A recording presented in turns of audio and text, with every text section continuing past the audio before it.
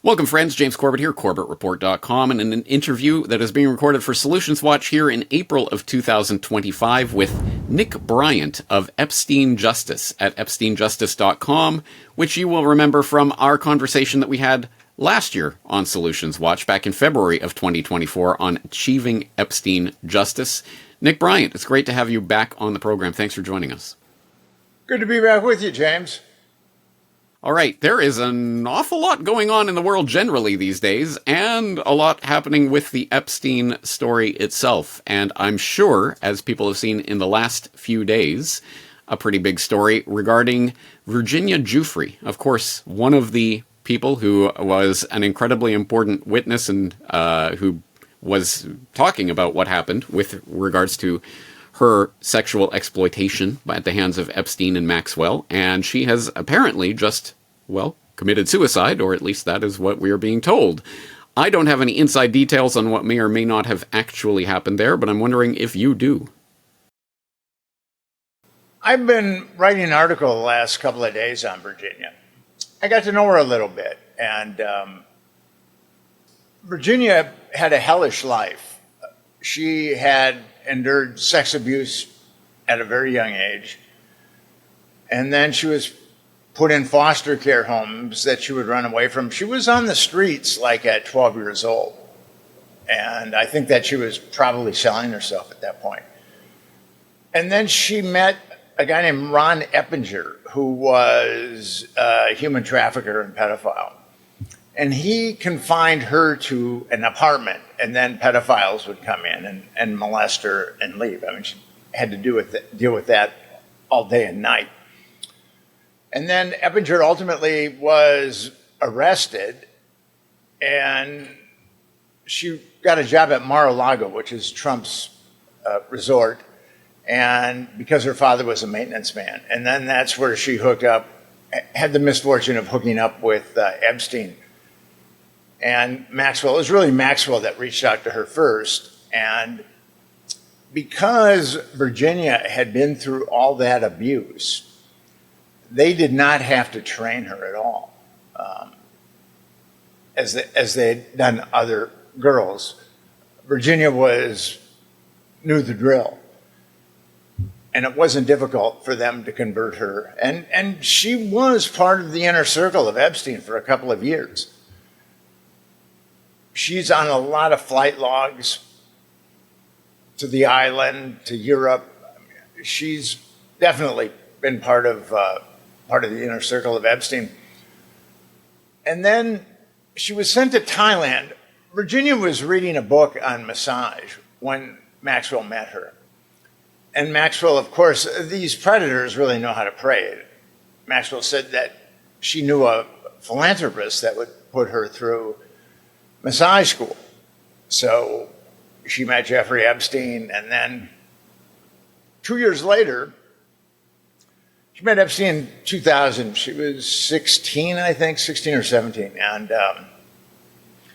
she met Epstein and then just more or less became his underage sex slave. And he pandered her out to a lot of powerful guys, too. And then Maxwell gave her a plane ticket to Thailand where she could attend a massage course. And the caveat was that Epstein and Maxwell were buying a child in Thailand. And Virginia had to get the child and bring back the child to the United States. And what I find really interesting about her story is she's been through this horrific abuse. And guys like Epstein, people like Epstein and Maxwell, they know how to make people slaves. I mean, they're accomplished at it. They're virtuosos at enslaving people. But when she was in Thailand, she did not want to pick up that kid and deliver that kid to a life of being sex trafficked by Maxwell and Epstein. And she met a guy from Australia, and they had like an instantaneous love affair. And Virginia told him what she was in Thailand for. And he was a martial arts instructor. And then he said, well, come to Australia for me. You can escape these monsters. And they were married shortly thereafter. And they were married for 22 years. And, you know, a lot of stuff is coming out right now about their marriage. And it's really difficult to know. The social media, people on social media are posting all types of insanity. And it really bothers me that they never interacted with Virginia, and they're making these wild speculations because clickbait. They want to serve the almighty algorithm. And so there's a lot of conflicting information about Virginia. Those pictures showed up of her, or one picture showed up of her a couple weeks ago where she was completely bruised. Her face was bruised, and she had said she'd been in a bus accident. She'd been a passenger in a Toyota. The guy who was driving the bus said that he wasn't going that fast. And actually, the police said that there were no major injuries at the site of the accident. And then you get into this picture that came out where she was badly bruised.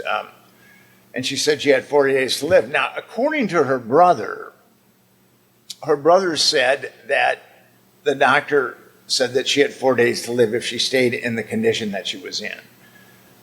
She might have been having renal problems. I'm not sure about that.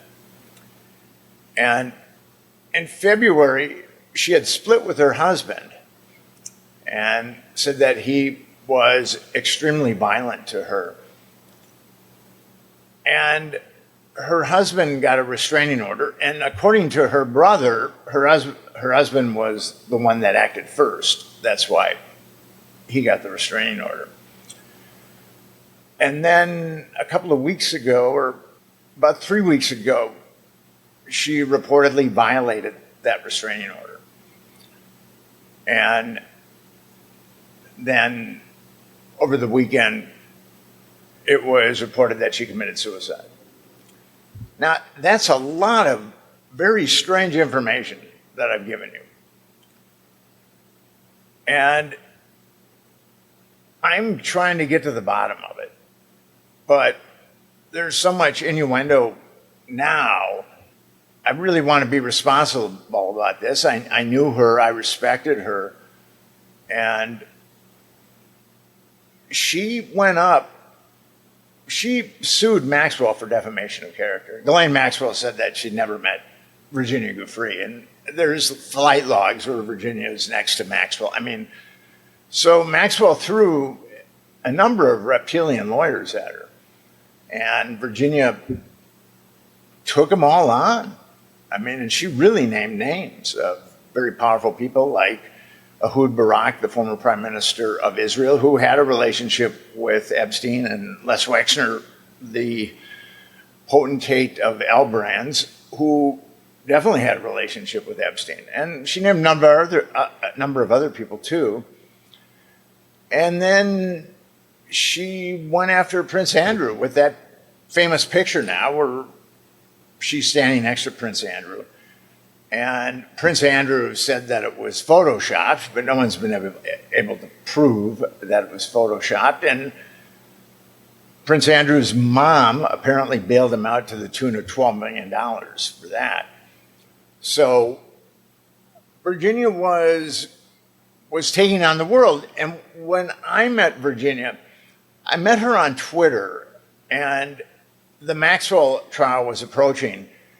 And I couldn't believe that there weren't any organizations that were going to protest the Maxwell trial, because it was obviously a cover-up.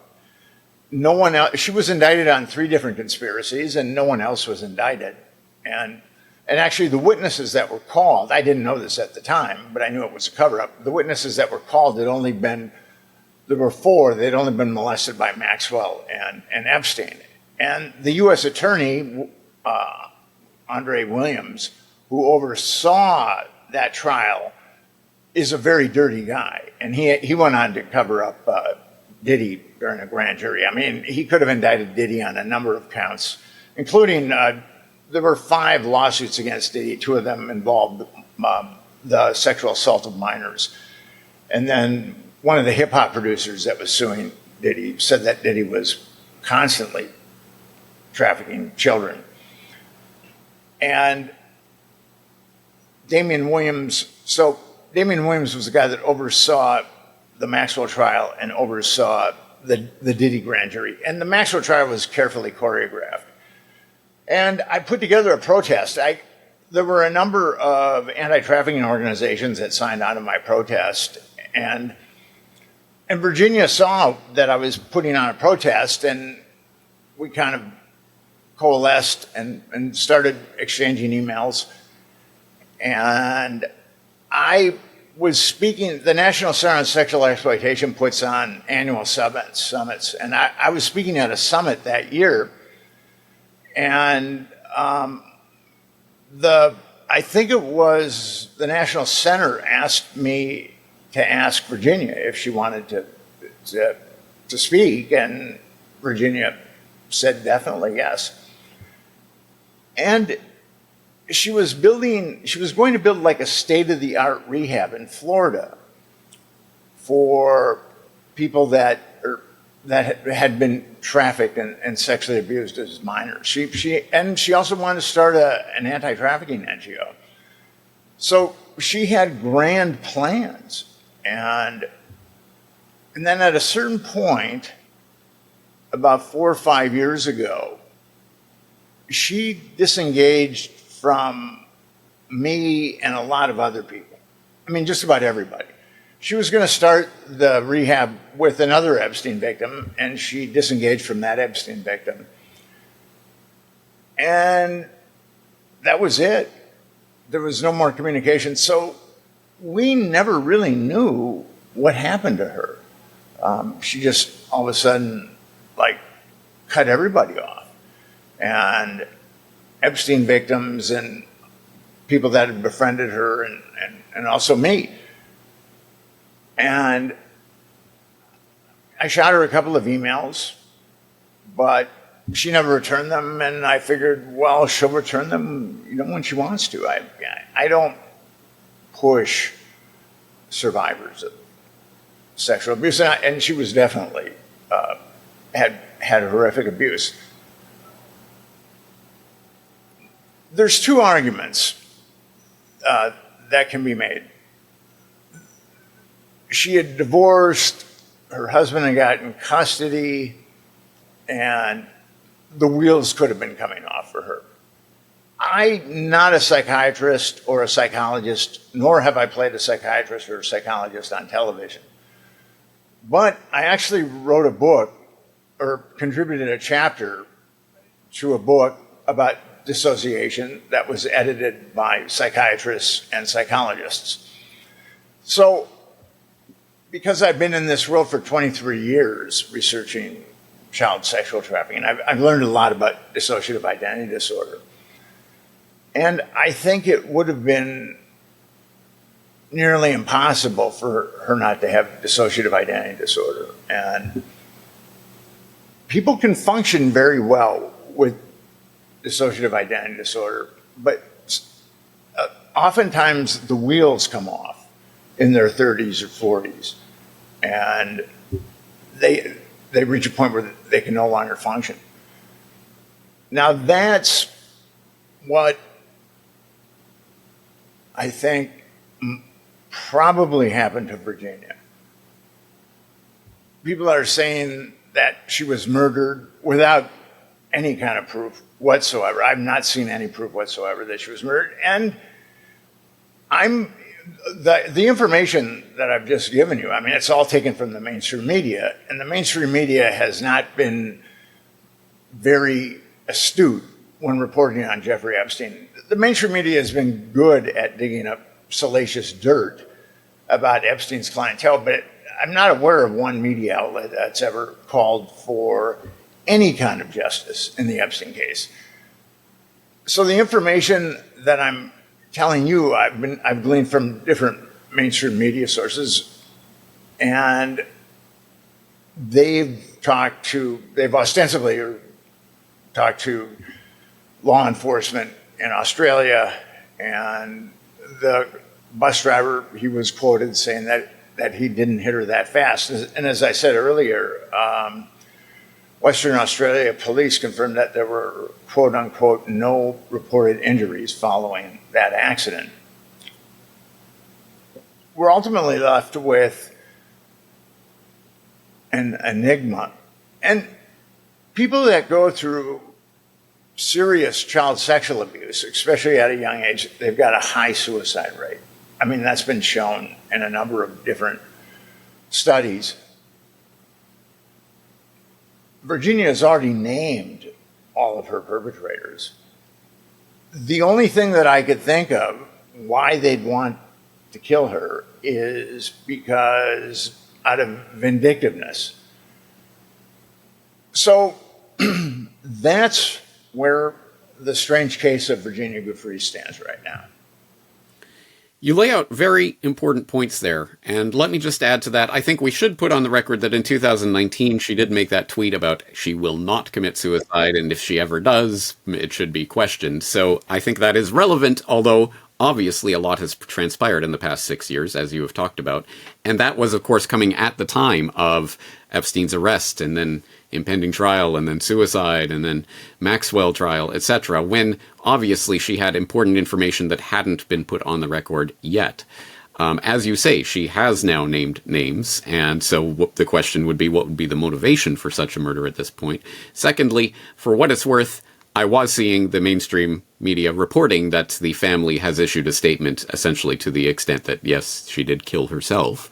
And then thirdly, I would say, regardless, actually, of what happened there, and I think we should continue, obviously, looking for information on that, but regardless of what happened, it does bring the Epstein story back down to the human level. This was not just some sort of international intelligence spy ring plot or something. This was actual abuse of real humans whose lives were shattered, absolutely shattered by what happened to them. And I think it does us well to remember, what is the point of Epstein justice, if not to achieve justice for the actual victims of those crimes and the potential future victims of future Epsteins, if Epstein's case is not properly resolved? On that note, we have seen in the past few months, obviously, some dramatic seeming developments in this case with regard to the impanelment of the task force, which is going to bring about the actions of the executive order, looking not only into JFK files and MLK files and RFK files, but also the Epstein files that may or may not exist. And we've seen some spectacular media fireworks about the possibility of lists and things. I know you have a lot to say about that, but can you tell us what actually has or has not transpired this year with regards to developments in the case itself? Attorney General Pam Bondi said on national television that she was going to release names and flight logs and all kinds of things. And I released Epstein's Black Book in 2015 and a number of flight logs in 2015. And I released more incriminating information on Epstein and his criminal enterprise in 2015 than she did a month and a half ago. And actually, she had the Black Book that I put up on the internet, but everything was redacted from it, the exact same Black Book. So either she was lying on national television or there was some kind of, either she was lying, which would indicate malfeasance, or she's incompetent and she did not look at any of the files on her desk. She said that they were on her desk. And it's also kind of fascinating that it was these conservative influencers that were given the binders with the ostensibly incriminating information. And I'm not aware of one of them who has said, okay, we want the truth. So, I mean, what I did see, which was heartening, was I saw X or Twitter light up. I mean, it lit up, and social media lit up. People were angry. People wanted answers to this, and Pam Bondi did not give us. Pam Bondi served us a nothing sandwich. And what was really heartening to me is that I saw people both on the right and people on the left equally angry, because both people on the right and the left want answers. And the right and the left today in the United States is so heavily polarized that I think that this is the only issue that can unify the right and the left. That the government, if you cover up a crime, you're aiding and abetting that crime. So the U.S. government's aiding and abetting child trafficking.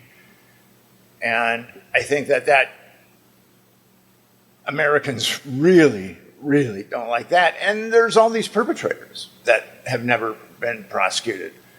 And, I founded an organization called Epstein Justice. And what we want, it's relatively simple. We want two things. We want to know why the government covered up child trafficking, and we want the perpetrators to be prosecuted, the child molesters. And Bondi said something that further eroded her credibility, at least in my eyes. She said that all these documents would be released except when national security was brought into question. And I thought to myself, why is she saying that there'll be redactions because of national security in documents that pertain to a bunch of child molesters? That is really, really bad for her to say something like that. So we're going to get these redacted documents because of national security that talk about child molesters. It's a little absurd when you think about it. I would say it's a lot absurd. I would say it's actually outrageous. And anyone who doesn't wonder what the hell could that possibly mean, other than what we have obviously known and suspected for a while, that Epstein clearly does have intelligence ties, or did have intelligence ties, and that there was a much bigger story to what was going on there, as evidenced by your reporting on this story over the years. But you mentioned Epstein Justice. And yes, for people who did not see our previous conversation, yes, you do have an organization called Epstein Justice at epsteinjustice.com. I hope people will listen to our conversation from last year about the organization, how it came together, and what it's seeking to do. But this is Solutions Watch, so let's talk about what people can actually do. I know pretty much everybody is incensed at this entire case and the travesty of injustice that has transpired over the past 5 years, let alone the past couple of decades with regards to this story. But tell us about what Epstein Justice is doing now and how people can get involved in helping to do what you're doing. When we talked initially, we were still at kind of a nascent stage, and we were trying to figure out how are we going to do this. And we brought on a very good marketing guy. And I'm a writer, and my objective of writing something is to prove something. My mind isn't in the paradigm of selling things. My mind is in the paradigm of proving things. But we brought on this marketer, and he just opened up a whole new paradigm for me. I mean, what he saw, I was amazed. And what we're doing now is we're having webinars every month, at least at this point every month, on how people can actually affect change in this case.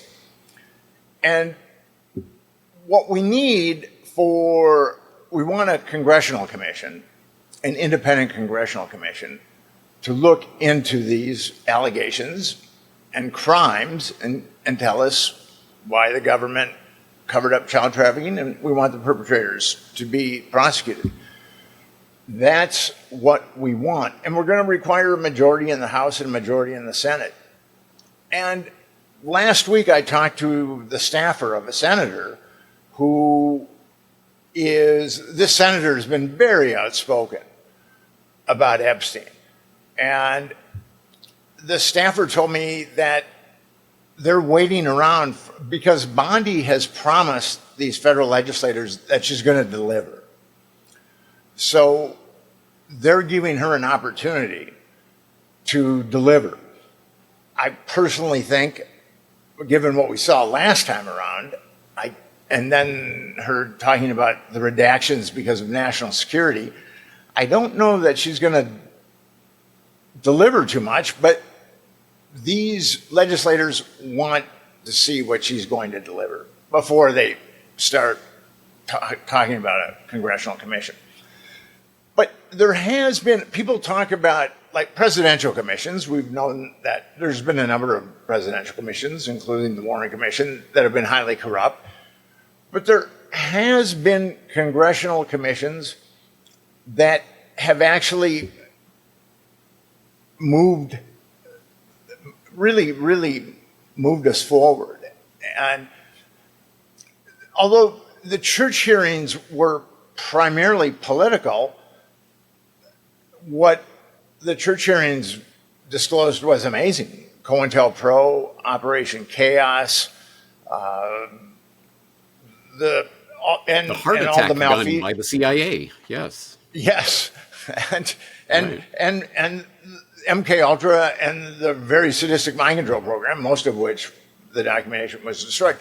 So it is possible. People are cynical and they're alienated and they don't think, well, this can happen. And I'm sure people felt that way in the mid-'70s before Frank Church started his investigation. So I'm hopeful. What else are we going to do? If we really want to get to the bottom of this, what else are we going to do? And you're right. I wrote about a huge trafficking network, in the Franklin scandal, and I think that trafficking network was actually bigger than Epstein's, but it wasn't around as long as Epstein. I think that trafficking network was around about 10 to 12 years. And it mass-produced, it was getting kids from Boys Town. It was getting, these predators, they know how to get kids. And it was getting kids from a lot of different places, and it was pandering them. And I don't think Epstein was as big as this network, but Epstein was around twice as long. So I think that he probably destroyed as many children as the Franklin network.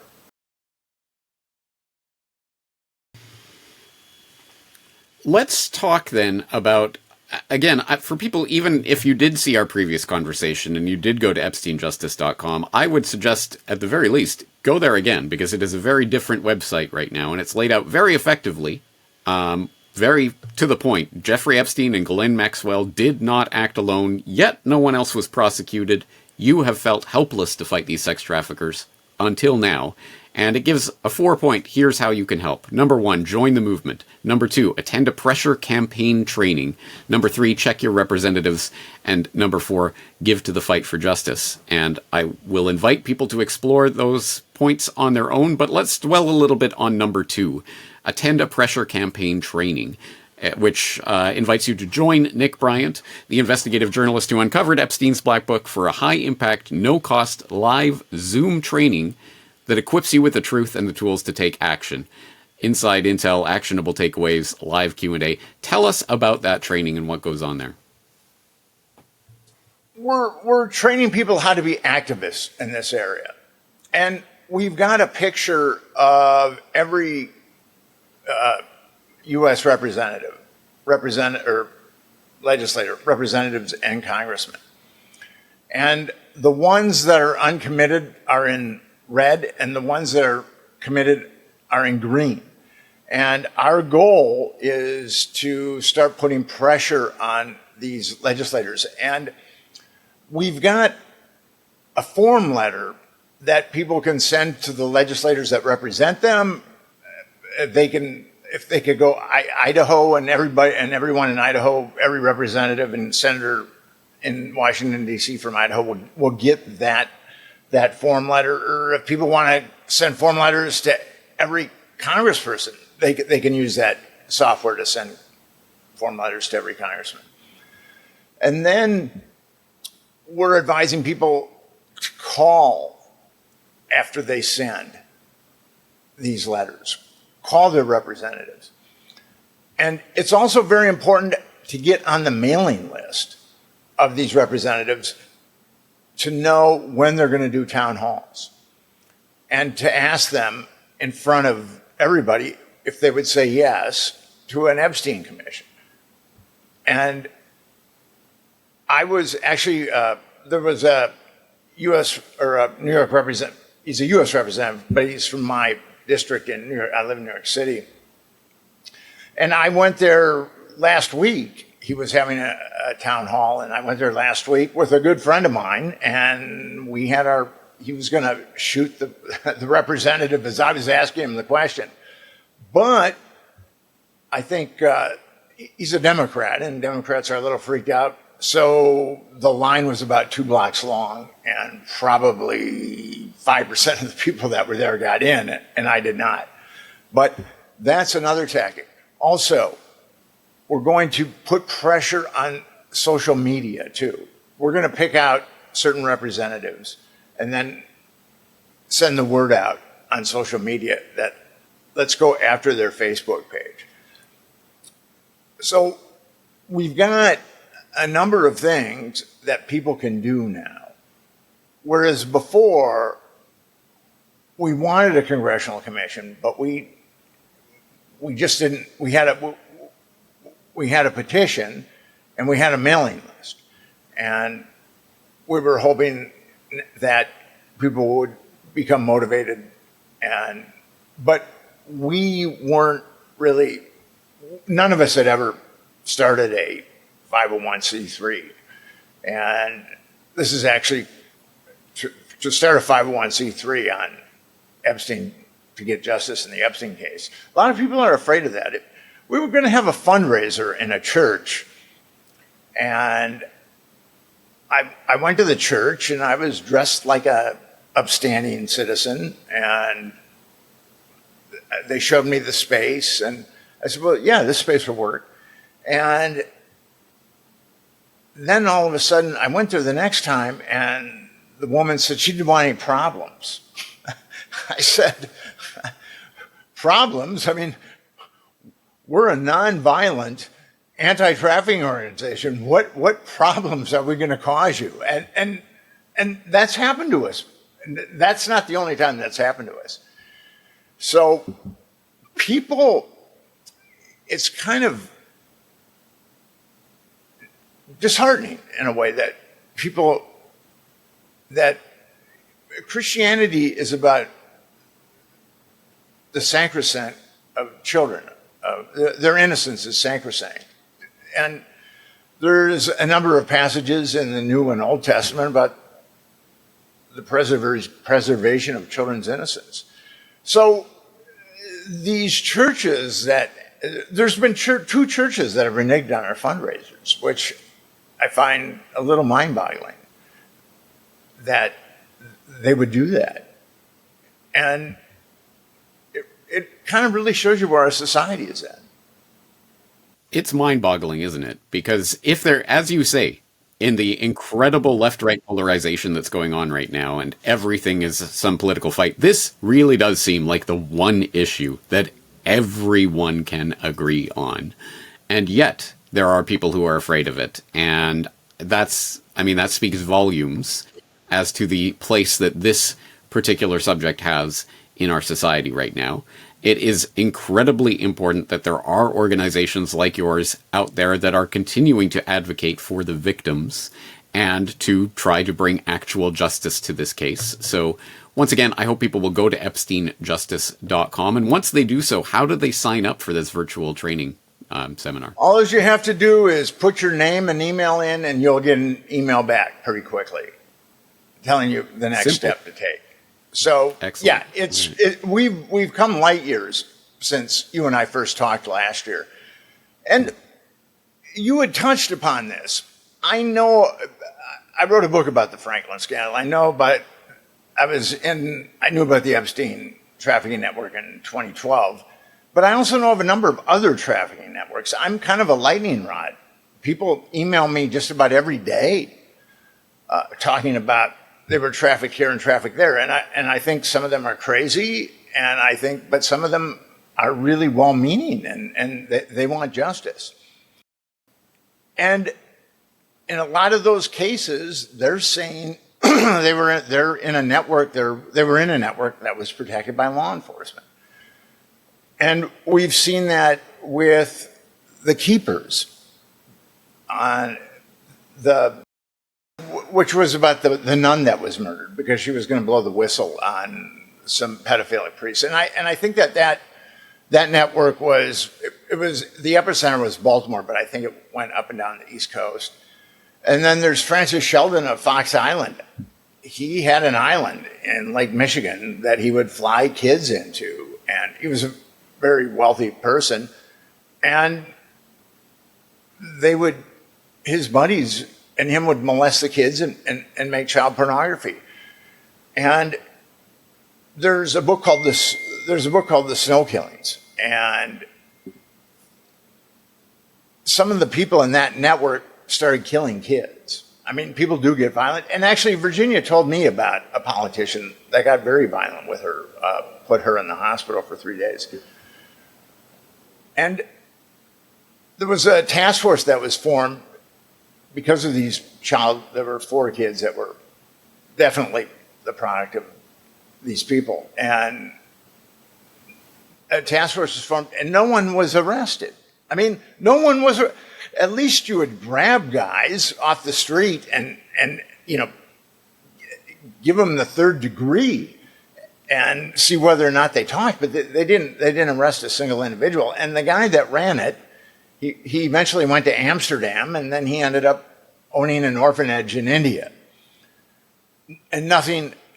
And there was one guy who committed suicide, but the suicide and all the murders were basically pinned on him, but the suicide was so staged. And actually one of the suspects, mitochondrial DNA of one of the kids was found in his car, and nothing happened to him. So there are protected child trafficking networks in the United States. There are protected child trafficking networks everywhere. But if we can stop these types of networks, if we can out the Epstein network and we can stop these types of networks, think of all the kids we'll save, man. I mean, think of all the kids that will not be trafficked by a protected network like Epstein or Franklin or Francis Sheldon. So I look at Epstein Justice as really the only preventive organization as far as our goal is not only to bring the perpetrators in the Epstein network to bear, and the government, but also this has gone on too long. We have to take care of this. And I'll give you some facts on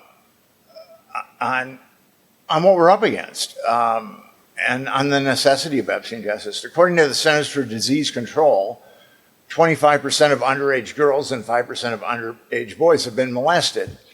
And a lot of people in the field think that, especially with the boys, that's underreported. But if you just go with the CDC numbers, that's over 1 million kids right there.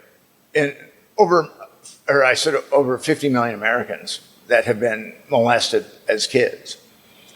And the Department of Health and Human Services estimates that the number of trafficked children and women in the United States is between 240,000 and 325,000 every year in the U.S.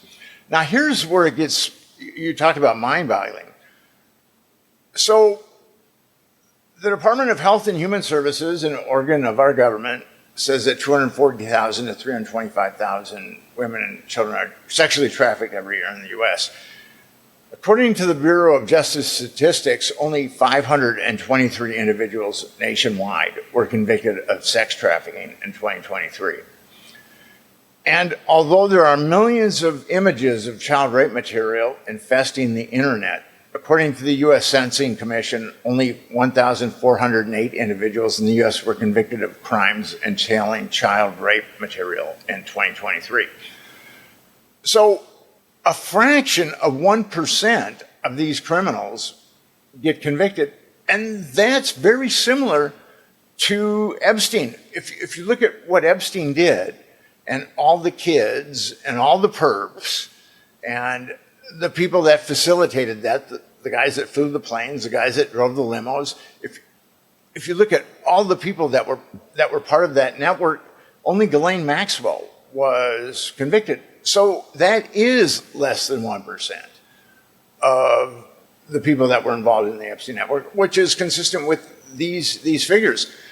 But how is it that we have all these law enforcement agencies and we have all these non-trafficking NGOs that are sucking up millions of dollars, and these numbers are so atrocious? I mean, what's up with that? In 1995, I wrote a book called America's Children Trying for Tragedy. I've been into the issue of children's issues for a long time. That's been an integral part of my journalism. I've been published in a number of journals. And the book I wrote in 1995, I looked at the children living below the poverty level, the children that were homeless, and the children that were without medical care, and the children that were experiencing hunger. And today, those numbers are similar. There's like 21% of children today are in families below the poverty threshold, and families with children are the fast-growing segment of the homeless population, and we still have 2 or 3 million. Back when I wrote that book, it was like 9 million uninsured kids. Now I think it's like 2 or 3 million.